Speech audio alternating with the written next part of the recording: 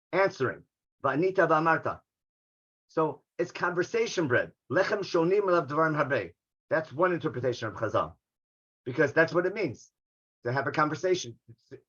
We're starting a conversation. This is conversation bread, but it's poor man's bread because it's lechem oni. Oni reminds of our poverty, and reminds us also of our oppression. It's lechem oni. So we're starting a conversation using poor man's bread to remember the meaning of our oppression. Understand how the Seder begins? And we're beginning our Seder, starting a conversation using poor man's bread. We're going to start a conversation about how we were oppressed in Egypt, because our ancestors ate this at the first Korban Pesach, Zevach Pesach in Egypt. And what did they say to one another? Right? They were, in Parshat HaChodesh, they were commanded to invite one another to make sure there's enough people to eat it. And they said, Kol dich v'nete v'echal, kol ditzrei chete v'yifsach. We're not inviting anybody to our Seder because we don't bring Pesach nowadays.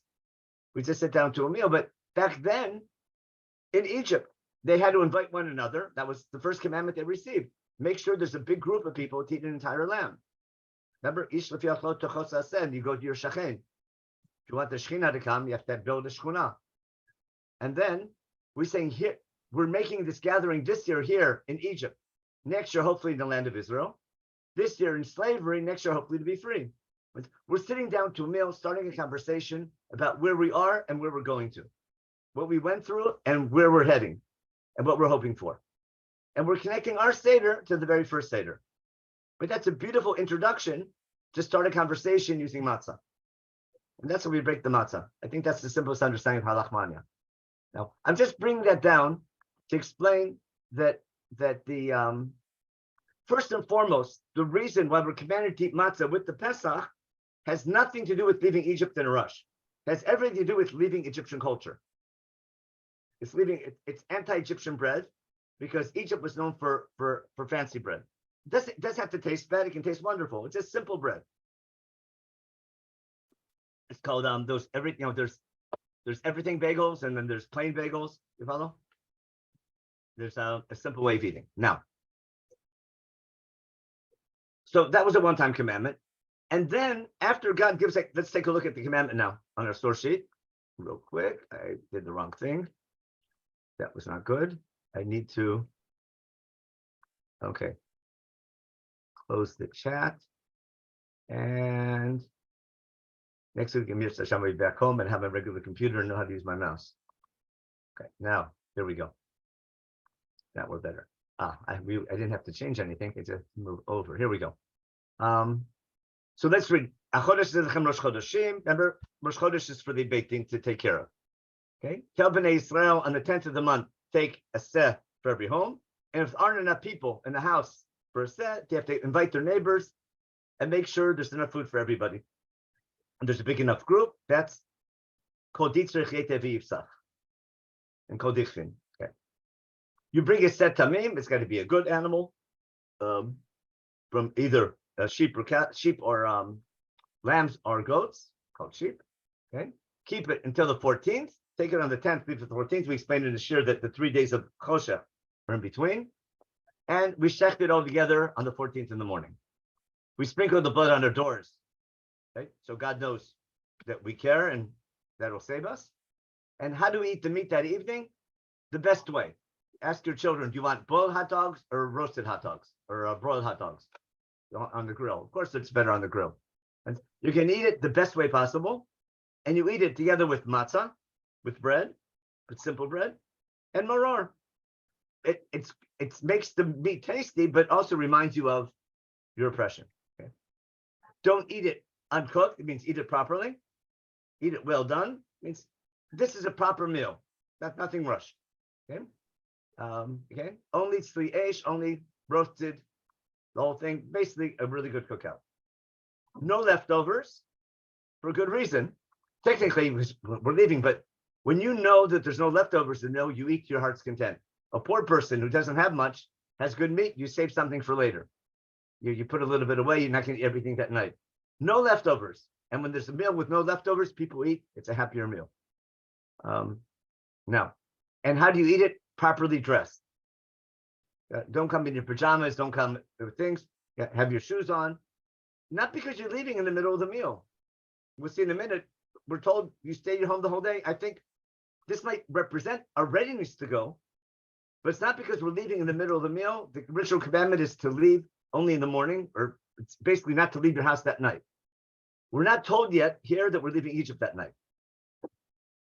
What are we told? That night, God's going to go through Egypt and smite every firstborn, and he's going to punish your oppressor. And if God sees the dam outside your house, he knows that what? He can pass over or protect. Them two ways of understanding Pasach.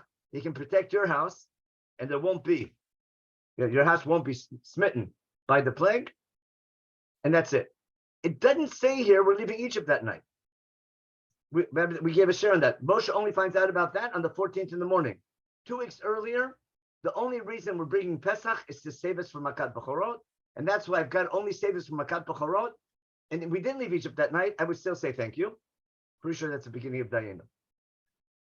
And we'll see that in the Psukim in a minute. If your kids ask you, why do we bring Pesach? We'll see in a minute.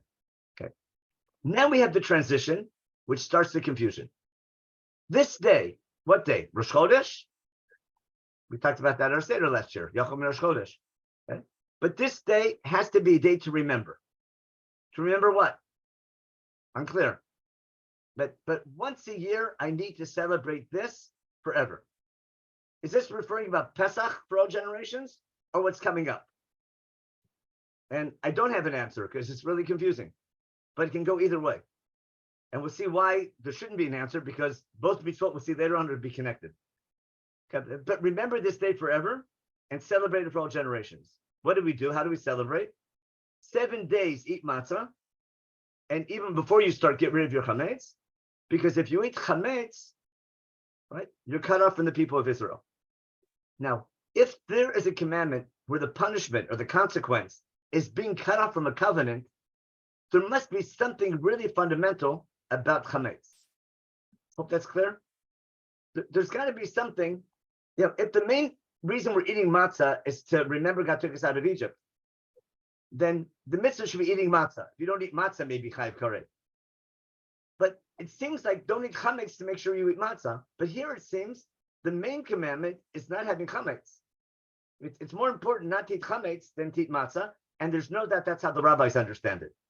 If we know the rabbinic conclusion, halacha conclusion, that there isn't an obligation to eat matzah for 7 days, only the first night for a different reason.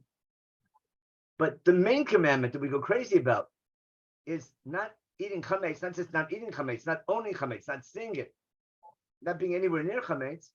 Getting rid of your chametz seems to be way more important than eating matzah. And the question is going to be why?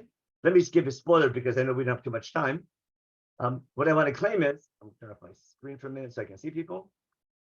I want to make one basic claim, and hopefully we'll have time to prove it.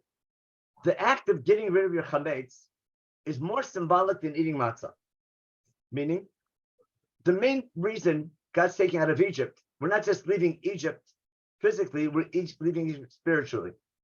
And we have to rid ourselves of Egyptian culture, which is the biggest problem of the first generation in the desert. We're immersed in Egyptian culture. What Chazal says, the 49 levels of Tumah, we'll see the Psukim in Yecheskel that he talks about. And for a good reason, we've been living there for hundreds of years, and we weren't given the Torah till now. God wants to start a new culture. He's taking enslaved people and trying to retrain them with a new outlook on life. I need to reject a different type of culture. I need to reject Egyptian culture. And if chametz is a symbol of Egyptian culture, and it's a symbol of excess, and you name it, chametz represents it. You decide what's bad about what bad behavior is, and whatever that is, chametz will represent it, basically. Ask your local chassid or ask your local rabbi. Chametz represents something bad. There's nothing intrinsically wrong with chametz. It's fine unless it's unless gluten's bad for you. But there's nothing wrong with it, but it represents something. And we use physical objects and food to remember ideas. And therefore, getting rid of your chametz has to represent getting rid of your bad behavior. You see that in Old Nevi'im. We'll see in Yirmiyahu, get rid of all your bad behavior. Fix your ways and with your plans, and do proper tshuva. Getting rid of your chametz has to reflect an inner understanding to be worthy of redemption, Am Yisrael needs to be ready to serve God. And you do that by a symbolic act of getting rid of what's evil. And you need ritual acts like that because they affect how you think and how you behave. And if I'm going to thank God for my past redemption and pray to God for future redemption, I need something to symbolize our need to be worthy of redemption. So with the first Pesach, it's by sprinkling the blood on the doors. But in the future, it goes with going crazy for a week, getting rid of all your chametz. Now, if someone wants to identify with the covenantal commitment to be God's people, but not willing to change their behavior and make their behavior worthy of being a people, that's the chiyuv karei. What I want to claim is not getting rid of your chametz is wanting all the privilege of Judaism without the responsibilities. We had a tish with yeshiva guys in Tzfat a couple of weeks ago. So we had a little panel and the guys asked questions. And one of the questions the guys asked was, what's our thought on Neo Chasidot? You know what Neo Chasidus is? It's like a new, like, I don't know I can't define it, but I just know when I see it. You know what I'm talking about, Jay? Neo Chasidut? Yes. Yeah. Bretzlev and everything mixed in together. Yeah. So I call it, it's all the fun of Chasidus without any of the responsibilities. In other words, I want the spiritual high. I want all the ruchnius without the commitment to be a real chassid. Without the 24/7, total dedication. So you're, I'm not saying I'm right. I was just being, talking to high school, talking to 18, 19-year-olds, trying to give them a little musar. There's nothing wrong with it. It's just, it shouldn't be that you're just looking for Judaism just for the spiritual highs without the commitment. That's all. And that's why getting rid of your chametz reflects commitment to introspect and fix your behavior in the spring. It's just like when you plow a field. If you don't plow the field properly and plant, you're going to grow weeds. That's Yirmiyahu. Remember? He says, plow in chapter 4. He says, plow deep in your field before you plant. Otherwise, you'll get a lot of weeds. The beginning of chapter 4 in Yirmiyahu, if you want to look at it later on. Maybe we'll take a look quickly. Now, back to my point. What I'm getting at is the mitzvah to get rid of your chametz. It's not necessarily just to make sure you're eating matzah.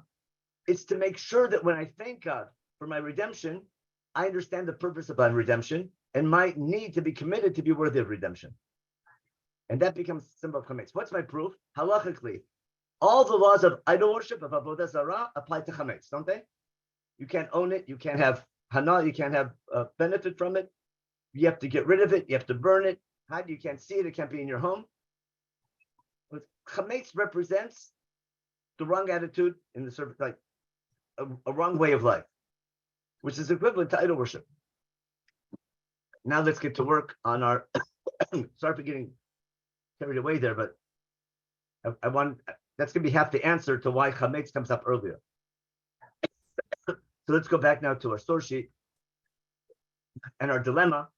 This day remembered forever. So is the yearly memory the Pesach or the yearly memory not having chametz? But eat matzah for 7 days, and the main thing, no chametz. Okay? And on the first day you have a gathering. On the 7th day you have a gathering. That's Yom Tov. But you're allowed to cook now. Pasuk Yud Zayin is an anchor.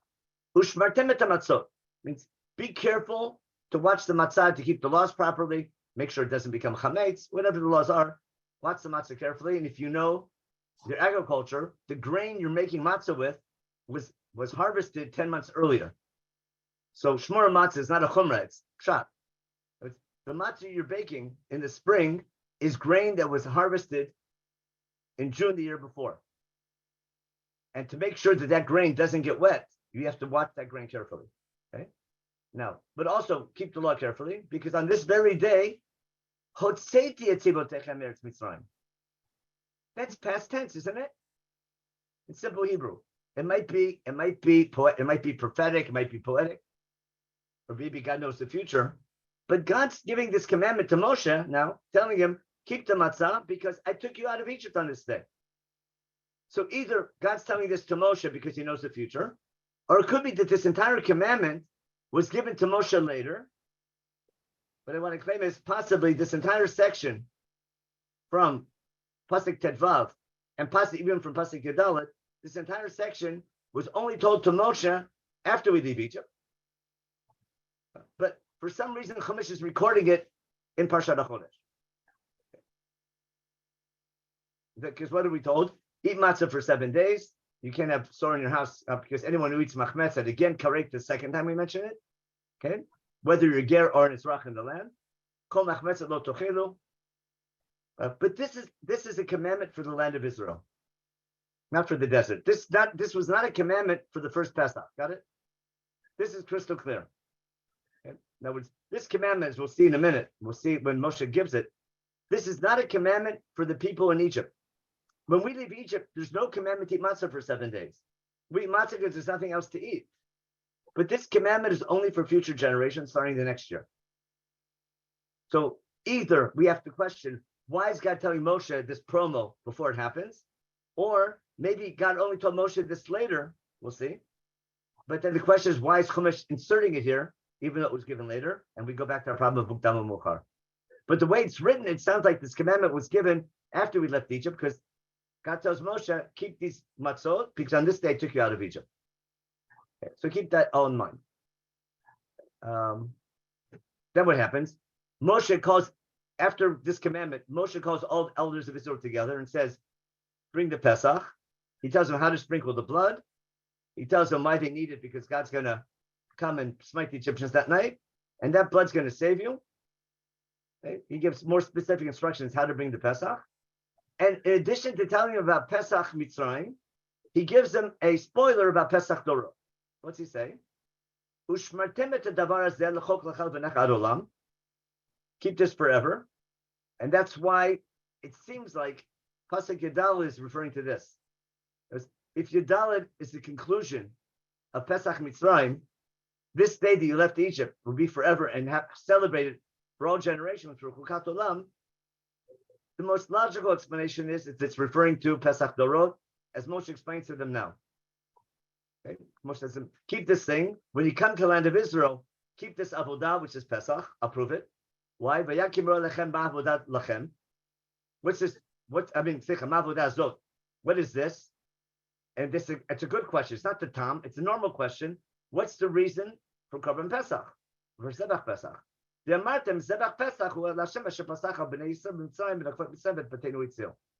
reason for Pesach is not because we left Egypt. The reason for Pesach is because God protected us or passed over us and saved us from Akat B'Korot. Understand? Even if we didn't leave Egypt that night in a rush, or didn't leave Egypt at all that night, if we left Egypt a day or two later, we would still have Pesach on the night of the 14th going into the 15th. It would be a one-day holiday. Remember, because Pesach Sheni is also a one-day holiday. We're thanking God for Makat B'Chorot. And that's all. It just so happens that there's another mitzvah of eating matzah that overlaps with it. But when you have the Pesach has to be with matzah and maror, irregardless of the Isur of Chametz that we have with the next commandment of eating matzah for 7 days in Isur Chametz. Got that? But again, Moshe only tells the people about Pesach Mitzrayim and Pesach Dorot. He doesn't say anything about Chag HaMatzot. For good reason, because it doesn't make any sense to say about eating matzah for 7 days, because we weren't rushed out of Egypt yet. Now, again, and this entire section is all what God. They go do the Pesach. Remember, on the 14th, on the 10th, on the 14th, it's God commanded. Now that Am Yisrael is ready, we have the story of the Exodus. I'm going to switch now to the other Chumash real fast. I want to just review the story real fast. I'm going to do it with the Hebrew Chumash because it covers more ground. Go back to Perek Yud Bet. I want to show you the Parshiot till we get to the next one. We have the story of the Exodus, don't we? Make it a little bit bigger. And what happened that night? Okay, Paro tells Moshe, go serve your God, you and everybody. Take your cattle with you.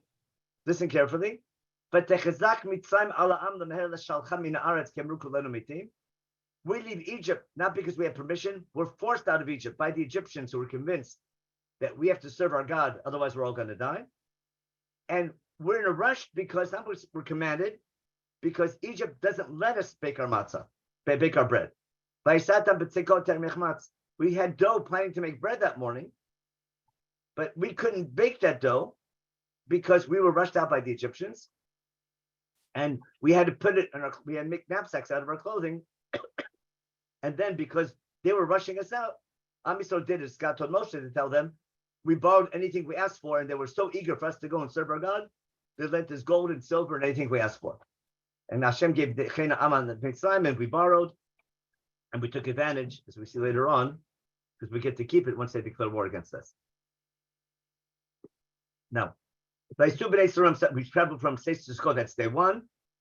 Erev Rav is following us, and now the famous pasuk Lametet that we recited at our Seder. The morning after we leave Egypt, we baked the batzek, we baked the dough that we took out of Egypt. We bake it like matzah because we don't have our ovens. And it didn't rise because we were carrying it the whole time. Ki gorshu mitzrayim, because we were expelled from Egypt. And we couldn't linger. And we had no other supplies. Everything was in a big rush. Now, the fact that everyone is traveling with dough with them, and we have to bake it makeshift the next morning in the desert, the experience of leaving Egypt, eating this quickly made matzah in not normal way, typified the whole experience of leaving Egypt. Then we have a summary that, that we're 430 years in Egypt, and after these 30 and 400 years, it reminds us of Brit Ben Abtarim. God took us out of Egypt, and this is the day we leave for all generations, Lov Shimurim. For some reason, we get Chukot Pesach. Now we have more laws about Pesach, about the need for Brit Milah. We'll skip that now. That's not our topic now. We talked about that in a different share, about Gerut.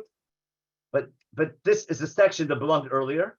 There was this entire section about, in order to bring Pesach, you have to do Milah and how to eat it in the same house and not to break bones. It applies to all generations, but it also applies to the first generation. And it says that when we're finished, Vayasu,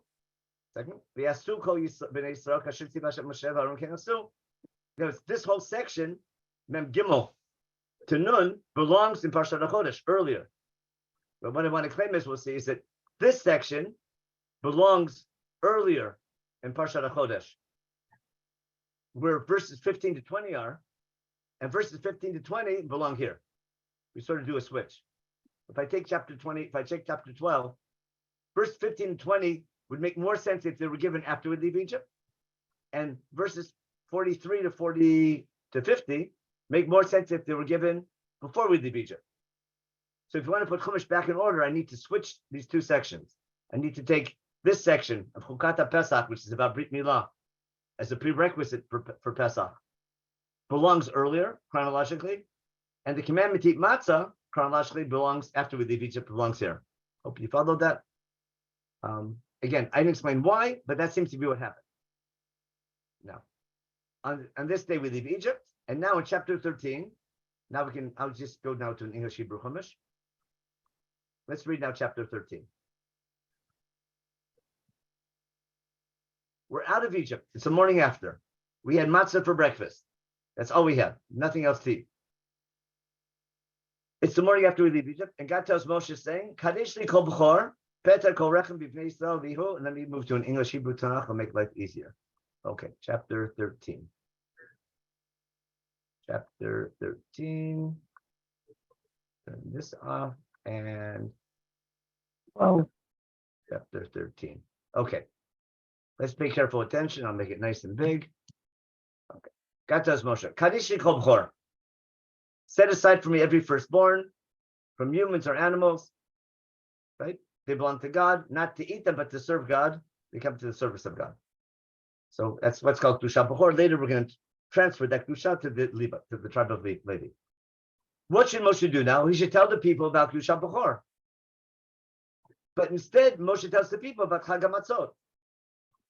Now, listen to the commandment that Moshe is giving the people now, after we leave Egypt. It's exactly the commandment that God told him in Parshat HaChodesh before we left Egypt. But listen carefully how Moshe words himself. V'yomer Moshe la'am. We just left Egypt. The morning after. Zechor et hayom hazeh, asher yatzatem mitzrayim mibeit avadim. Remember this day. What day? The 14th or the 15th? 14. Okay. It could be the 14th, it could be the 15th. I mean, he's talking on the 15th, that's for sure. Okay? Remember this day you left Egypt, because God took you out of Egypt, b'chosek yad, and don't eat chametz. Now, that sounds like 2 commandments, right? Remember this day, and don't eat chametz. Now, are these commandments once a year or every day of your life? I should hope they're once a year. You understand why? Otherwise, we can never eat chametz. Actually, we'd only have 1 kitchen instead of 2 kitchens. But the prohibition of eating chametz is only once a year. Now, the commandment to remember the Exodus is every day of your life. So I want to show you that the first commandment, for sure, thematically, is every day of your life, as we'll see. But to make sure we keep this commandment of daily memory every day of your life, we don't eat chametz once a year. Now, I shouldn't say don't eat chametz, I should say eat matzah. But for some reason, the way we remember the day we left Egypt is not by eating matzah, it's by not eating chametz. It sounds like almost a mistake, but it's the whole point. Because the main thing we need to remember, if I'm celebrating my freedom from Egypt, I need to remember why it happened. And I need to remember to be deserving of that freedom, I have to get rid of my bad behavior. And if chametz represents bad behavior, idol worship, yetzer hara, you name it.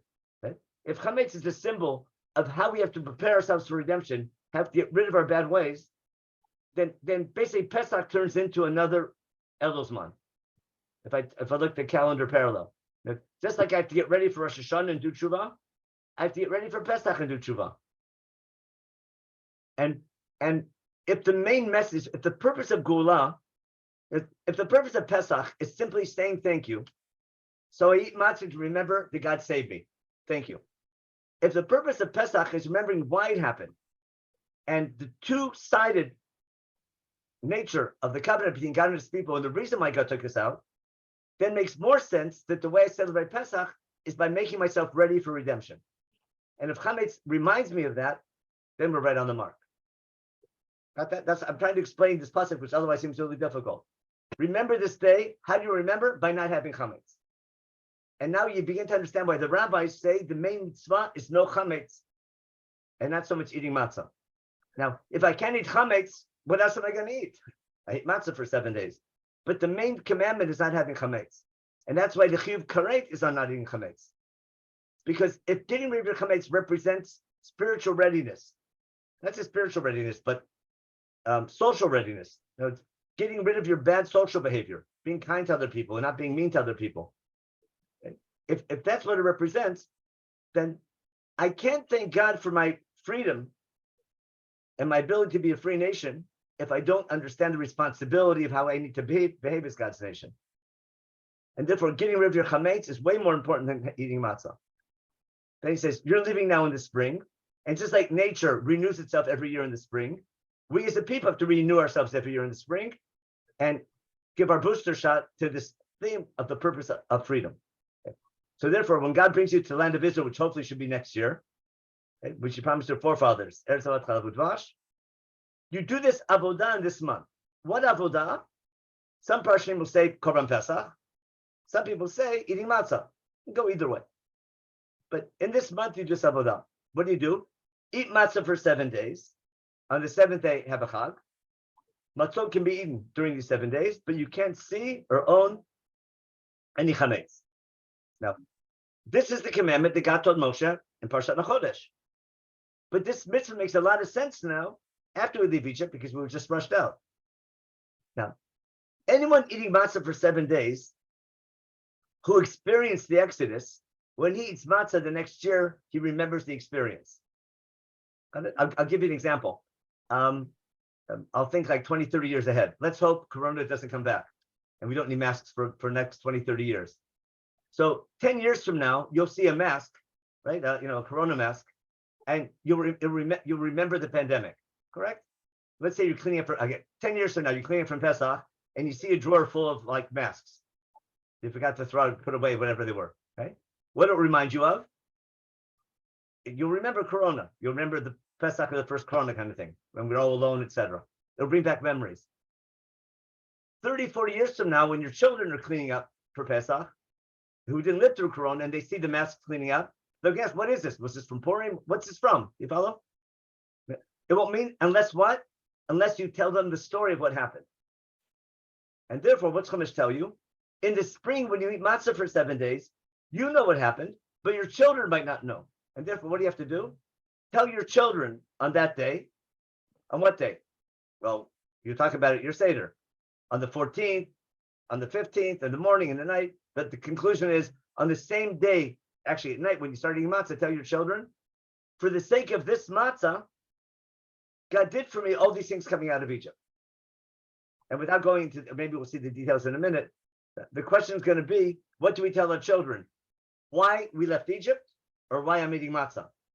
If it's about gratitude, then the commandment is explain to your children, I'm eating matzah to remember that God took me out of Egypt, because matzah is what we ate, and it's a symbol of our gratitude to God.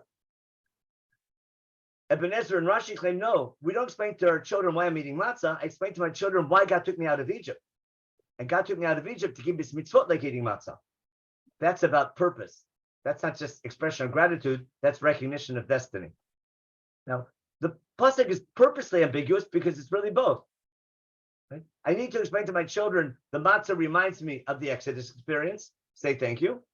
But the matzah also reminds me of why God took me out of Egypt, to keep his mitzvot and to become his people, which includes getting rid of your bad behavior, which is symbolized by not having chametz, and keeping mitzvot, which is symbolized by matzah. And that's going to be, and therefore, this will be a reminder for you. A note on your arms, right? With whether this is tefillin or not, that's a whole different concept, but it seems to relate to matzah because these laws will be in your mouth. That's something you eat, okay? But it's a reminder God took you out of Egypt with an outstretched hand. And keep this chukah at its right time, yamim yamima. This pasuk again goes back, see this line? Keep this statute, this chukah, every year at its right time. That also takes me back to that difficult pasuk we had before in Perek Yud Bet. Where is it? Remember that this day is a day to remember. Chukat Olam, forever. Is it referring to eating matzah or is it referring to Korban Pesach? I think it's both. Now, okay, let's go back to my source sheet now, and I hope I made sense out of the psukim that we read. Now, there's a very important Rambam. Let me go back 1 second to what we just saw. When you open up the Rambam, I should have it on a source sheet, but you'll take my word for it for now. There's an important Rambam in Hilchot Chametz Matzah, I think Perek Vav, Perek Dalet, where he says it's a mitzvah to say to eat matzah on the 15th of Nisan every year. Now, everyone always thinks that our commandment is based on Bikat Levincha. The Rambam says no. The Rambam says, how do we know it's a mitzvah to say to eat matzah every year? He starts here from Pasuk Gimel.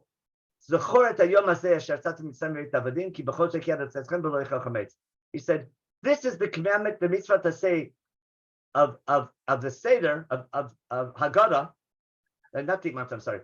The mitzvah to tell the story of the Exodus is based on Pasuk Gimel because of the word Zachor. Zachor is always a commandment, L'Dorot. And he says it beautifully. Why? Because the commandment is both a once-a-year commandment and a daily commandment. The main commandment is the daily memory because that shapes your behavior. But once a year, I go crazy. And therefore, he says, the way we remember every day of our life, the meaning of why God took us out of Egypt and how that has to affect our behavior, we do it once a year by not having chametz. And therefore, in the spring, every year in the spring, at this time of year, you eat matzah for 7 days. You can't have any chametz. And then when you start eating matzah and give rid of your chametz, explain to your children why God took you out of Egypt.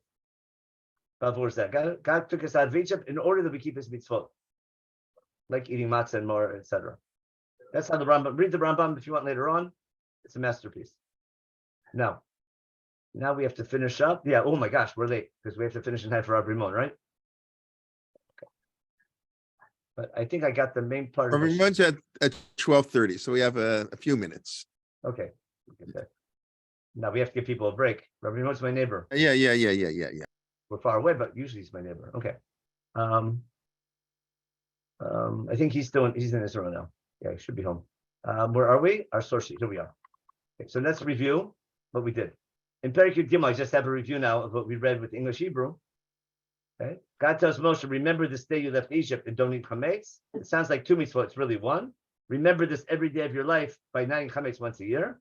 When you come to the land of Israel, do this in the spring. And my mouse is messed up again. Okay. You're leaving now in the spring. When you come, do this avodah, eat matzah for 7 days, no chametz. And tell your children on that day, for the sake of this matzah, God did for me all these miracles. So I brought in the source sheet how to understand Bavor Zeh. Is Bavor Zeh to explain to our children why God took me out of Egypt or why I'm eating matzah? So Rashi says, Bavor Zeh, Bavor Shakem Mitzvotav, like eating Pesach matzah Mara. Rashi says, I explained to my children why God took me out of Egypt in order that I can keep His commandments.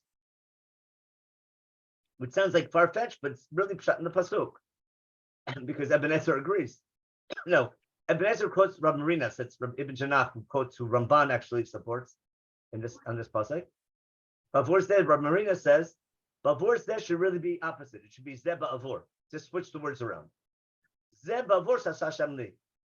He says that the pasuk really means, explain to your children, this matzah is in order to remember that God did for me miracles. I'm eating matzah to say thank you for the miracles. Remember, and Rashi says, I'm eating matzah to remember why God took me out of Egypt, not that He took me out of Egypt.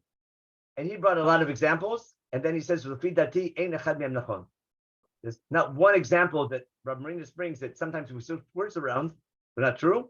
He says, how can we switch around the words of God? Okay. It says, the reason the pasuk is actually the opposite. Okay. I'm not eating matzah to remember that God took me out of Egypt. I'm eating matzah to remember why God took me out of Egypt. Right? Pirush Bavor Zeh, Bavor Zot Avodah, Shu Achilat Matzah, B'lo Yechal Chametz. In order that I'm able to keep His mitzvot, like eating matzah, not getting rid of chametz, Shu Tchilat HaMitzvot. This is the beginning of all of our commandments that God commanded us. Asa lanu Hashem otot ad shehotzenu miMitzrayim. That's why God took us out of Egypt, for a purpose. The goal is not freedom from, but freedom for. To be a nation in the service of God, to keep His mitzvot. And that's the main educational message for our children. And he brings the raya from what we say every day in Shema. I took you out of reason for a purpose. That's Brit Milah. It's Brit Sinai as well. So the main message of the Exodus is that there's a purpose in the Exodus. And there's a massive difference between our holiday being Thanksgiving. Oh, I got stuck. Thank you, God. As opposed to God's involved in my history and sometimes gives us difficult situations, so we learn from them. But the goal of my history and the goal of my relationship is our dedication, tacked in a way that sanctifies God with our behavior. And that's a much more adult message, but these Parshanim say it's critical. And that's why there's so much emphasis on getting rid of your chametz in preparation more than eating matzah. I think that explains why the rabbis say the main commandment is getting rid of your chametz. Now, why did I bring the example? No one keeps eating, you have to work 6 days a week. How come the Torah says work 6 days a week? The main goal is keeping Shabbat, right? The reason, the main commandment is not working on Shabbat. And therefore I can work 6 days a week, not I have to. But I must refrain from work on Shabbat. The same thing, I can eat matzah for 7 days, but I can't have chametz at all. That's how the rabbis understand the mitzvah of matzah. No. Oh, I mentioned the Mishnah before. No, I wanted the Rambam. The Rambam's not here. Now, I want to bring one more proof about Bavor. Okay. Moshe Rabbeinu says in Sefer Dvarim, should your child ask you, why do we have to keep all the laws? Remember the famous lines we in the Haggadah, we turned this into the Chacham, and he's asking what? But in Chumash, the son is asking, why do we have to keep all the mitzvot? Listen to how we answer our children.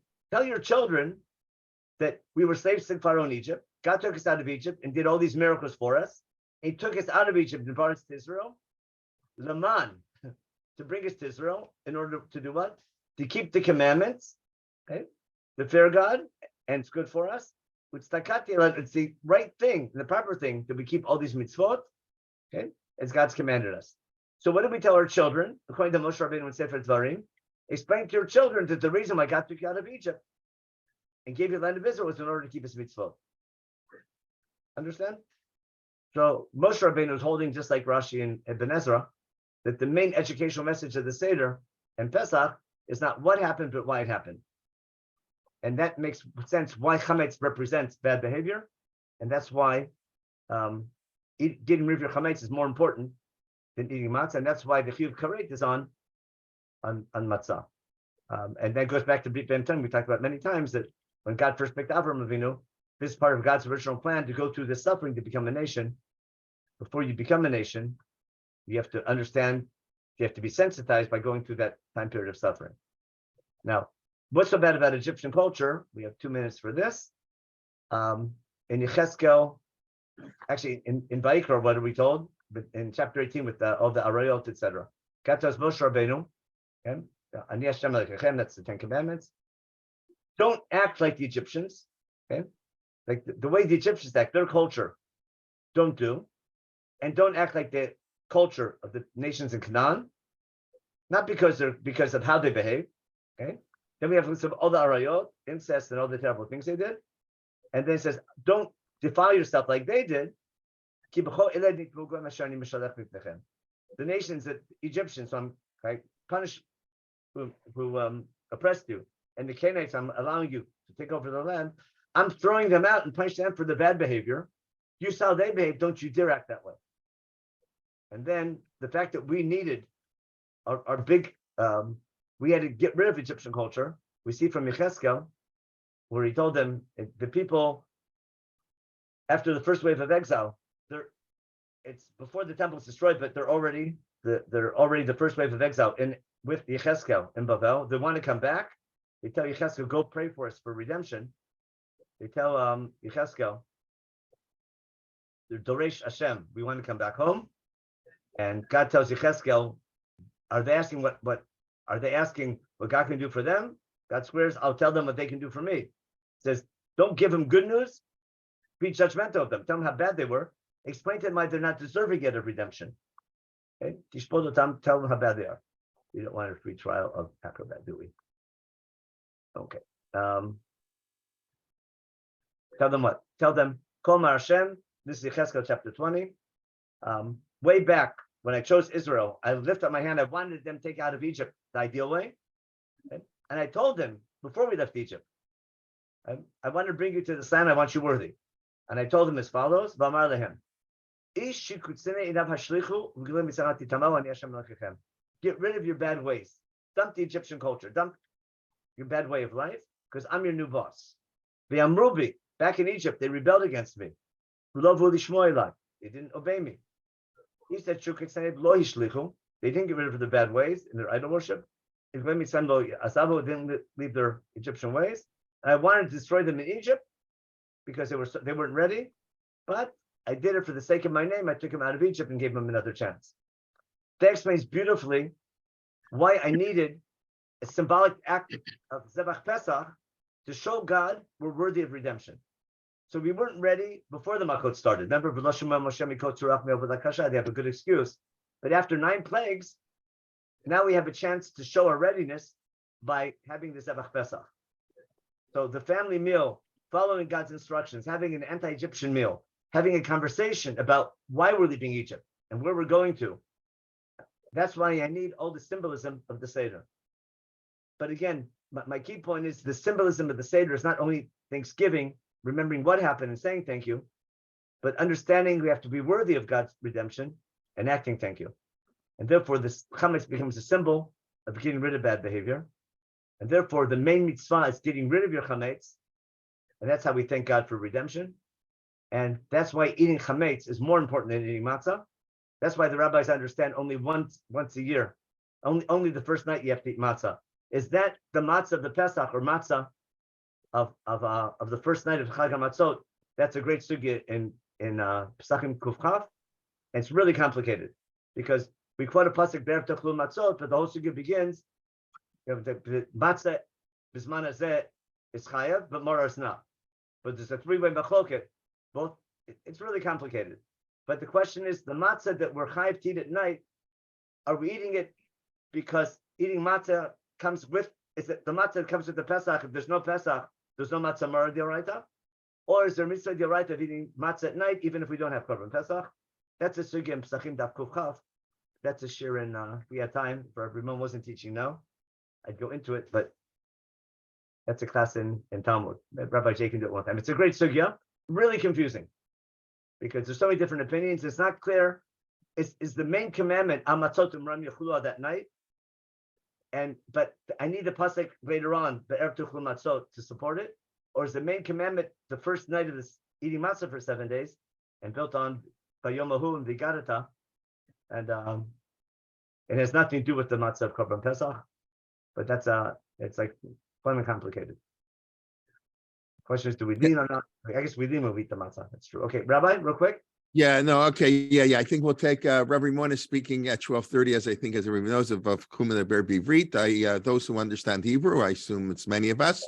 It's very easy to follow, Rabbi Rimon. Correct. I was going to say that he speaks a very clear, beautiful Hebrew. He's, of course, the Rav of Alon Shvut, is really one of the leading Rabbanim in our world, in any world. And so he's extremely busy. I just got off the phone with him a few minutes ago, and he is extremely busy, and we're greatly appreciative that he's giving his time to give a shiur for us, Bivrit. So I encourage everybody, you can take a 6.5 minute break, and then we'll reconvene. You don't have to go anywhere. We'll keep the Zoom link on, Zoom station, and we'll reconvene in 6 minutes.